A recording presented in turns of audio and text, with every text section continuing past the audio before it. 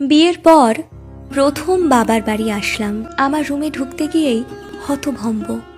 মাকে গিয়ে বললাম, মা, আমার রুমে ভাইয়া থাকে না? মানে ভাইয়ার রুম তো ছিলই, আমার রুমটা কেন নিতে হবে? ধুর পাগলি মেয়ে, বাবার বাড়িতে মেয়েদের নিজস্ব বলে কিছু থাকে নাকি? স্বামীর সংসারই তো এখন তোর সংসার। মনের মধ্যে তীব্র ব্যথা চেপে রেখে বললাম, এখানে যখন আসবো থাকবো কোথায়? তুই তো এখন অতিথির মতো, আসবি 2 দিন, হেসে খেলে থাকবি, তারপর চলে যাবি। গেস্ট রুমটা তো পড়েই আছে।